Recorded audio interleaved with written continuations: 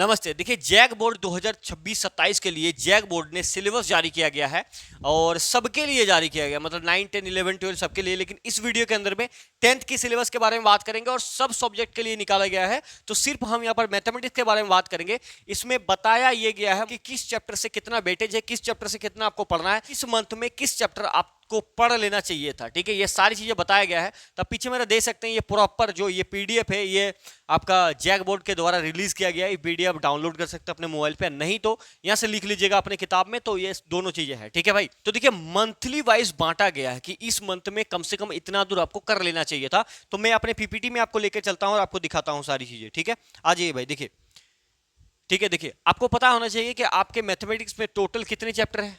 Total 14 chapter है। ठीक है, उसमें से पहला चैप्टर जो है वो है वास्तविक संख्या, यानी कि रियल नंबर है। दूसरा बहुपद, पॉलिनोमियल्स, ये आपको सारी चीजें पता है। 14 चैप्टर है। ठीक है, तो देखिए, मई अप्रैल से शुरू हो जाता मामला। अप्रैल से आपने पढ़ना स्टार्ट कर दिया था। तो अप्रैल में कहा गया था कि भैया आपके कम से कम यहां से 2 चैप्टर क्लियर होने चाहिए।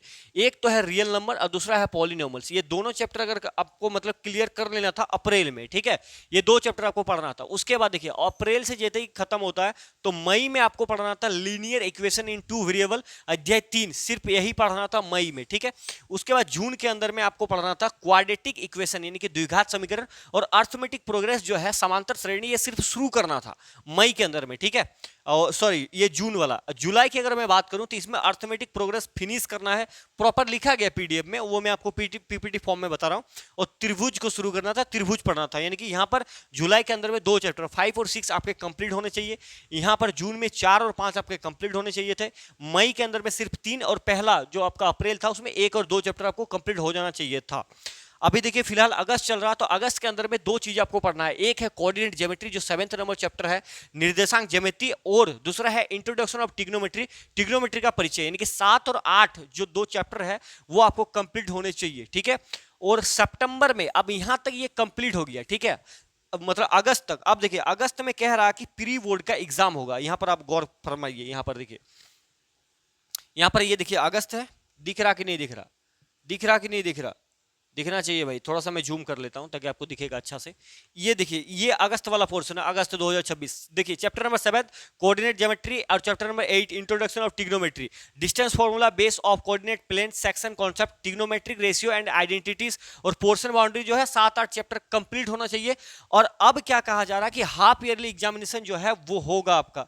ठीक है, ये एक डेट दे दिया गया कि 7/9/2026 से, मतलब सितंबर में 12/9/2026 तक हो सकता है। ठीक है, कंफर्म नहीं है, जो पीडीएफ में है वही मैं आपको बता रहा हूं। ठीक है, उसके बाद कवर जो है, कवर्स अप्रैल टू अगस्त टाउट पोर्शन, मतलब हाफ ईयरली जो एग्जाम होगा तो उसमें क्या पूछा जाएगा। तो देखिए, ये साफ साफ कह रहा है कि भाई साहब, मैंने जितना भी पढ़ाया है आपको अप्रैल से अगस्त तक, यानी कि 1 से लेकर 8 चैप्टर तक, वहीं से आपके सवाल रहेंगे। ठीक है, तो ये सारी चीजें, बाकी ये आगे का भी प्लान बताया गया है कि कैसे आप इस चीज को कर सकते हैं। जैसे कि यहां पर सितंबर में आप देखेंगे, जैसे अगस्त खत्म हो जाएगा तो सितंबर आएगा। सितंबर chapter number 9 some application of trigonometry, chapter number 10 circle, ये 2 चीजें आपको पढ़ना है। ठीक है, अक्टूबर में आपका चैप्टर नंबर 11 और 11 पढ़ना है सिर्फ।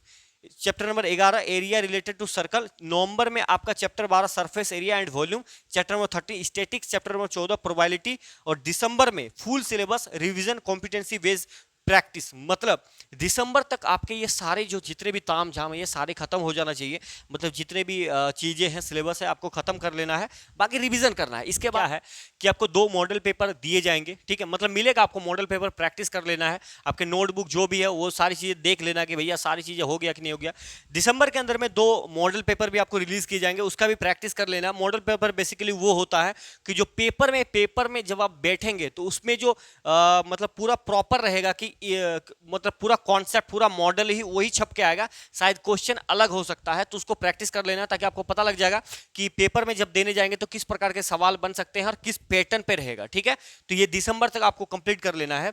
बाकी अब मैं आपको बता देता हूं कि किस चैप्टर से कितने नंबर आपके बन रहे हैं, ये बहुत ज्यादा इंपॉर्टेंट है, जानना जरूरी है, और सारी चीजें हैं। ठीक है, और जनवरी में आपका पूरा रिविजन हो जाना चाहिए। देखिए, अब मैं आपको बता देता हूं, देखिए किस चैप्टर में कितना वेटेज बताया जा रहा है। देखिए नंबर सिस्टम जो है वो अकेले नंबर सिस्टम संख्या पद्धति वो प्रॉपर 6 मार्क्स आपको दिया जाएगा। नंबर सिस्टम में 6 मार्क्स दिए जाएंगे, ठीक है। बीज गणित सेकंड नंबर जो एलजेब्रा है उससे 20 मार्क्स रहेंगे, 20 मार्क्स।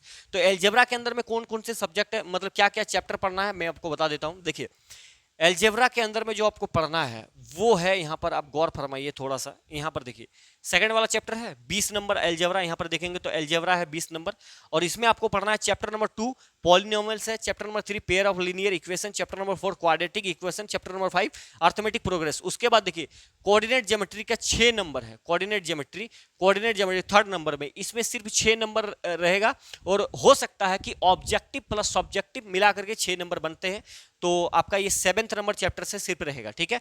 अगला अगर आप देखेंगे तो ज्योमेट्री है, ज्योमेट्री के अंदर में ये 15 नंबर रहेगा, ज्योमेट्री के अंदर में सिर्फ 15 नंबर है, 15 नंबर मतलब अच्छा नंबर है। तो इसमें चैप्टर नंबर 6 रहेगा ट्राइंगल्स, और चैप्टर नंबर 10, ये दो चीजों मिला करके 15 नंबर, ऑब्जेक्टिव सब्जेक्टिव सभी कुछ रहेंगे।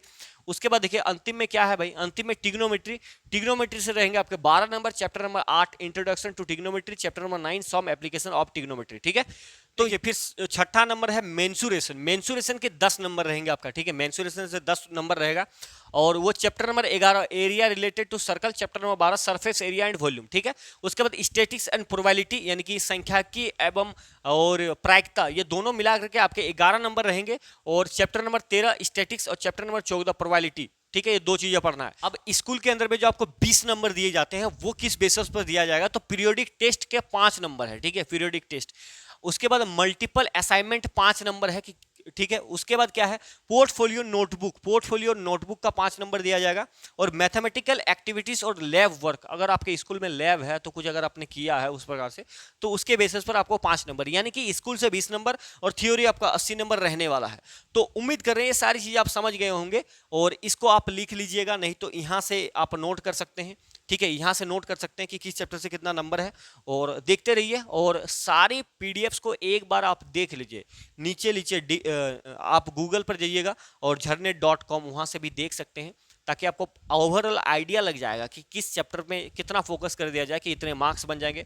मार्क्स के पीछे बहुत ज्यादा नहीं भागना है, तैयारी करना, बेहतरीन ढंग से पढ़ लेना है चीजों को, ठीक है। नेक्स्ट लेक्चर हम टिग्नोमेट्री का लेने वाले हैं, तो तैयार रहिए, टिग्नोमेट्री पढ़ने के लिए एक अलग लेवल पे पढ़ेंगे, ठीक है भाई।